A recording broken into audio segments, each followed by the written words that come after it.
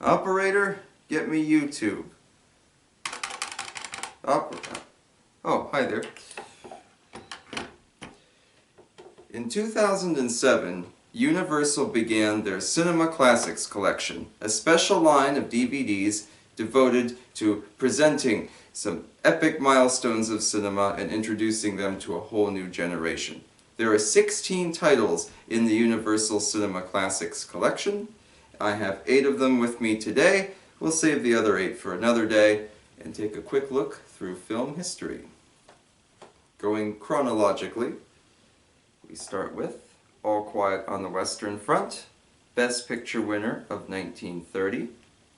A film that's held up quite well today.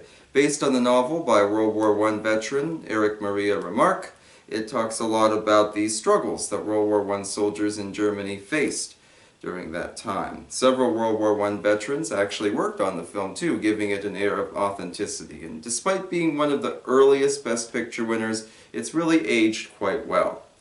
The special features are pretty meager on this DVD, and it has since been surpassed by the deluxe 2-disc Universal Blu-ray, which includes the alternate silent cut of the film. It includes additional supplements about the restoration and preservation of the movie, and so on.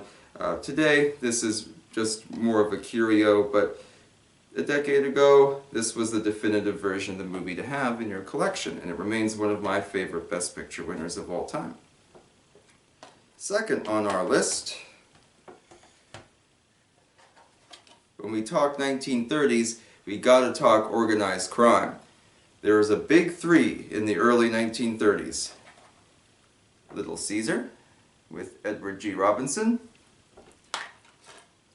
The Public Enemy with James Cagney, and our second Universal classic for today,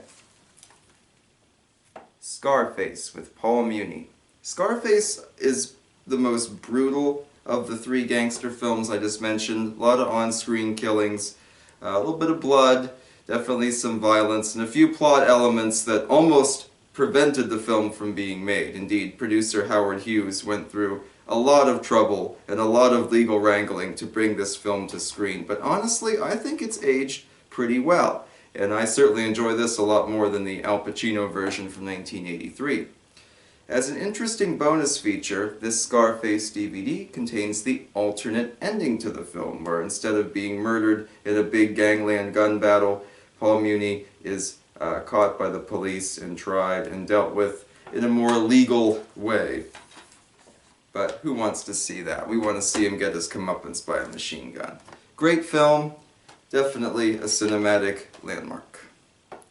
Switching gears now from war to crime to comedy, we have the Queen herself, Mae West, in She Done Him Wrong.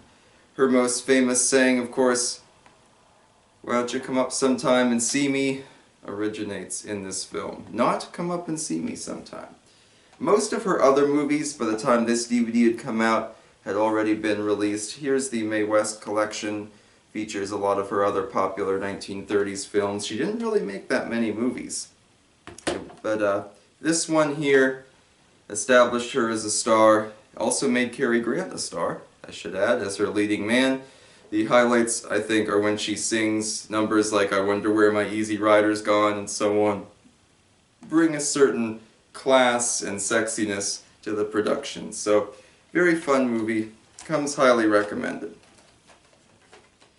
Jumping ahead a few years now, we'll take a look at 1937's Easy Living. With one of those sorts of plots that could only happen in a 1930s comedy, Jean Arthur finds a fur coat that belongs to the wife of a wealthy industrial magnate and finds her fortune changing from rags to riches overnight. If Jean Arthur sounds familiar, it would be because of her various movies with Frank Capra. You might recognize films like Mr. Deeds Goes to Town, later remade with Adam Sandler, or movies like You Can't Take It With You, go play Polly Wolly Doodle on your harmonica.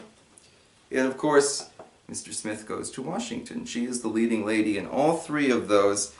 Easy Living is really not a classic. It's pretty obscure today, one of the maybe lesser known, less popular titles in this line, but I will say she is excellent in it. And there are scenes, even small scenes, like her changing into fancy clothes or breaking open her piggy bank to get some money. She does so well with just class and grace and just the right touch of comedy. It's a fun film. It almost has a Fred Astaire, Ginger Rogers kind of vibe, except without music. And definitely an interesting and fun time capsule there. Not much in terms of special features again. Most of the Cinema Classics line, there's not really much to talk about. A film that many will surely recognize, here it is from Criterion, is Some Like It Hot. But a good 15 plus years before director Billy Wilder helmed that movie, he came to Hollywood to make this sex comedy, The Major and the Minor. Ginger Rogers pretends to be a child to buy a train ticket away from New York City and accidentally becomes romantically entwined with a major, played by Ray Milland, who today is best remembered for The Lost Weekend and The Man with the X-Ray Eyes and those sorts of things. Very fun romantic comedy. Billy Wilder, you know, not quite to this stage yet. He was still very much a beginner with this film, but he does a nice job, and the premise of Ginger Rogers playing basically a dual role for laughs works really well. A gentle movie, a lot of fun. You can see here the seeds that would lead us to things like The Apartment and his more serious films. Again, not much in terms of bonus features or anything like that, but definitely for any Wilder fan, someday I'll have to make a video about my Billy Wilder collection. Definitely worth watching. Another more obscure one, and the first one we're talking about today that's in color, 1942's Arabian Nights. So Arabian Nights took all those Aladdin-style legends and adapted them into a full-color, swashbuckling epic, very much geared towards kids, very much geared towards families. I think the thing this movie's maybe most remembered for today is that it features Shemp from the Three Stooges, and in color, no less, and he, of course, is one of the comedic foils. The star of Arabian Nights is John Hall, who today is probably best remembered for playing in some of the later Invisible Man films. He was in Invisible Agent and The Invisible Man's Revenge. He is really good as sort of an action hero star. Does a nice job in this film. Not as good as in here, but he does a nice job there. And again, it's just a fun film, just a swashbuckling kind of thing. Nice to see that old 1940s color, though. It brings out a lot of character, a lot of class. Two more to go for today. Another Academy Award winner, this time from 1944, Going My Way. Bing Crosby netted his Oscar for this, for his role as Father O'Malley, who is always singing and always bringing some guidance and help to young wayward boys. Going My Way is very saccharine. It's a film that's so sweet it could rot your teeth. And audiences in 1944, in the grips of World War II, absolutely loved it. And songs in here like him singing Tula Rula Rula and Swinging on a Star, those moments have aged really well. And there is a sequel, of course, not part of the DVD line, but there's The Bells of St. Mary's for you. I only have it on VHS, unfortunately. But Going My Way, it's a lot of fun to watch. It's not a particularly deep film or very thought-provoking or anything like that. Just something light, just something fun.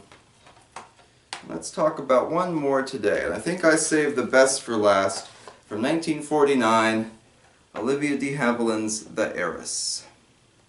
The Heiress dealing with, do you marry someone for their money, do you marry someone because you love them, or can you get away with both? Very popular film.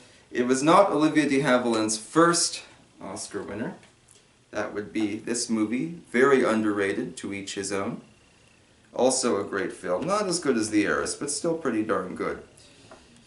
The Heiress has an all-star cast. Ralph Richardson as her father, Montgomery Clift as her lover, who may or may not be after her money. And like All Quiet on the Western Front, like Scarface, kind of a more serious film, more grounded, more down-to-earth, not necessarily a happy ending, that sort of things. But a great movie. Criterion has a nice collection. I almost used it for my prop here, but I opted not to.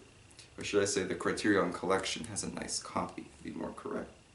Do you have any favorites? Do you have any Universal Cinema classics? If so, feel free to talk about it in the comments below. And until next time, my friends, so long for now.